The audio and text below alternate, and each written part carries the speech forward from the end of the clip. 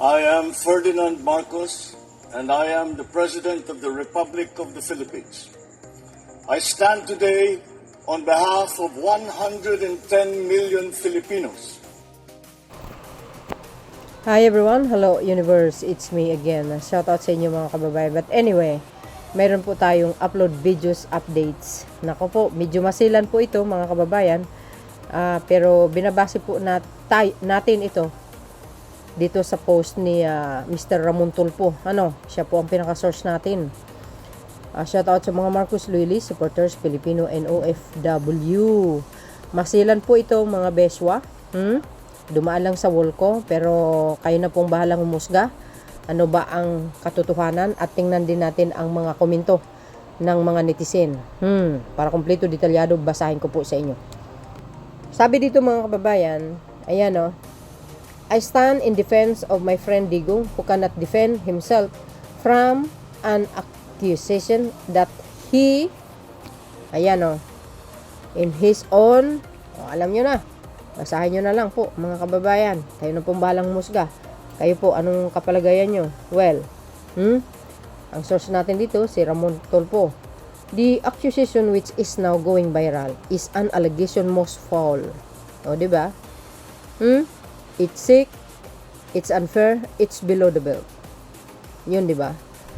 Alam nyo, mga strategy ng mga anti-Marcos para palabasin, kasalanan na naman ni BBM. Marumi sila kasi maglaro Kaya, yung mga ganitong accusation, hindi natin alam kung ano ang intention nila. Baka imbento lang nila yan. 'Di ba? Para nang sa ganun kaawaan ng taong bayan si Sara. Pero which is hindi naman dapat, 'di ba? Kaya mag-ingat kayo sa mga binabasa niyo mga kababayan. Huwag kaagad maniwala. Whoever invented that is sick in the head. Oh. Grabe, may sakit sa utak talaga. Why would Digong, who has jumped from one bed to another, defile his own flesh and blood? So I think hindi naman siguro niya gagawin yun, 'di ba? At hindi naman siguro nakainom nung that time na yun.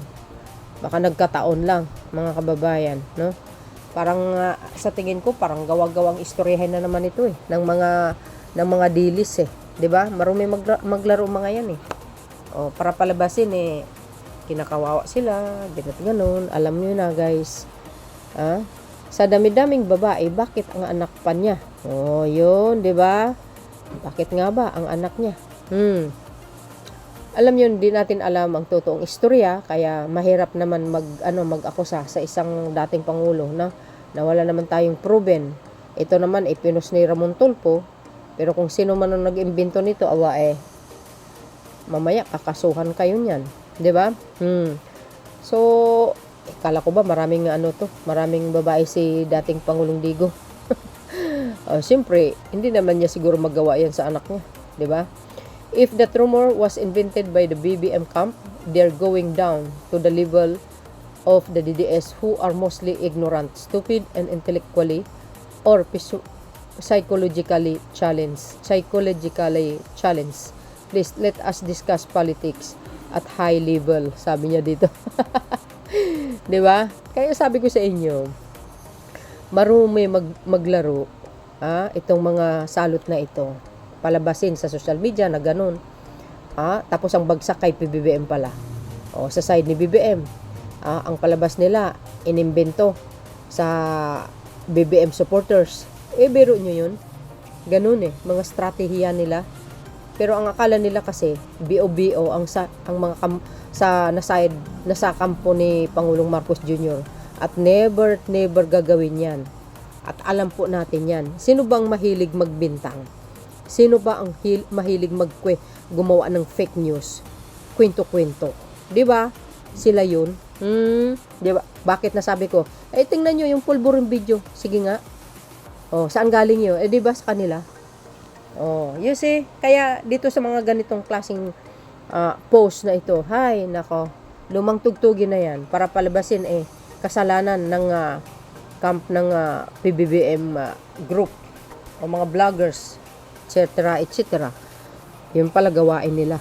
Para nang sa ganun gumagawa ng fake news ang side ng mga pro-government vloggers. Which is hindi naman totoo.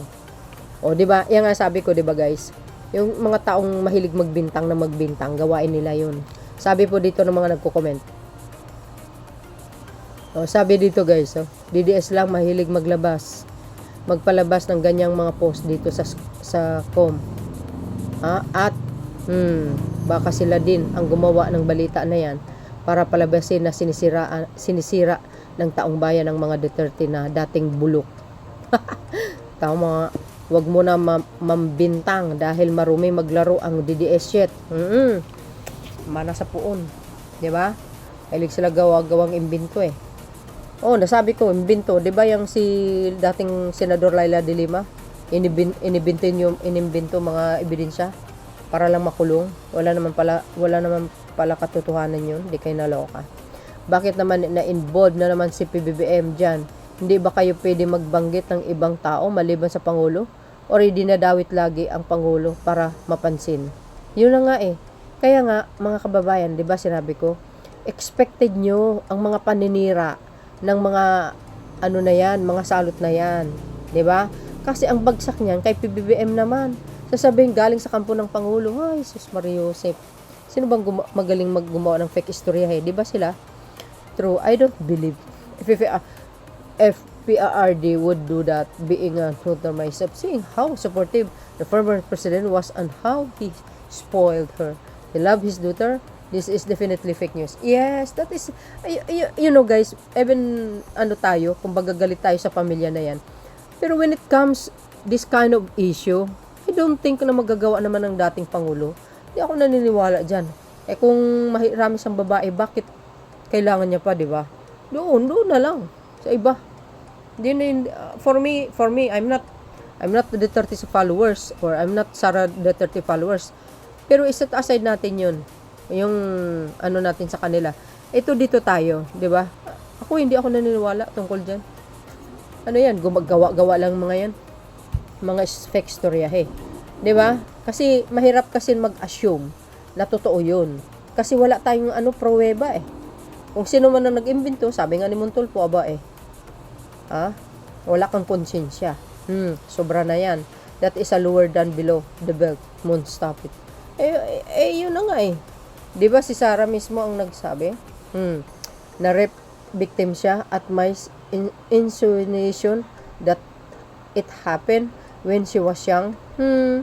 Ayun nga ang mga balibalita. Pero guys, as long as walang proof, ako kasi hindi ako madaling magtiwala eh. Sa totoo lang. So yun mga kababayan, anong kapalagayan nyo? Well, maaaring totoo, maaaring hindi. Di ba? Sabi dito nagko-comment. May nabasa kasi akong ganyan. Hindi naman kasi agad ako naniniwala kung anong totoo, di ba? Matagal na issue na yan. Fact check muna bago mag-akusa. Sila mismo ang maglabas niyan. Oo. Maari guys, no? Marumi sila kasi maglaro talaga eh. Yan ang pinakaayaw ko sa kanila eh. 'Di ba? At saka sila ang nanggugulo ngayon. Subukan mawala ang mga yan. Tahimik ang bansa. Totoo yan. Tactics lang yan ng mga DDS para iwas sa impeachment. Correct. 'Di ba? Ganyan kadumi kapag corrupt at kriminal na mga utak na bumabagabag sa mga creator ng mga mods, tactics. Dahil talo na mga at balot na ng mga jablo ang gulong ng buhay kasi mga talo na talaga. Oo guys, ano ba yan? Ewan ko na lang sa mga tao. Not saying it's true but won't be surprised if it is true. I believe Digong is capable of doing something or anything majority of us Filipino want. Yun. Ay nako, ewan ko guys. Hindi ganyan ang supporters ni PBBM. Baka ginawa yan ng mga DDS para mga supporters ni PBBM ang sisihin. Ay nako, wala kaming ganyan na klaseng mga ugali, yung mahilig mag-imbento ng mga fake story, yung mga hersi-hersi. Ay, walang ganyan mga bes. Kami kami sa mahal na Pangulo, mabait at legit, credible ang lahat ng sinasabi. Organic. O di ba, mga kababayan? O di ba? You know me guys, ako I've been in church for so long. Since when I was in elementary grade, high school, hanggang sa nasa simbahan ako, kaya nakakatakot din na gumawa ng fake news. Sa totoo lang, malaking kasalanan sa Diyos kaya yan. O sa Epstein files, nangyayari talaga iyan. At some areas sa atin may mga napapanood ako, pero inililihim lang nila dahil sa kanila, sa kahiyan. At meron din sa amin, nasa abroad yung mother, then yung father na army ay ayan, sinamantalahan niya yung anak niya, pero nakulong yung father way back 1990s. Yun ang masaklap. Bakit? Diba? Wala na ba mga babae sa kabaret? Doon kayo dapat, diba? I think noon pa yan na issue, even before the unit team was formed. Ganun ba?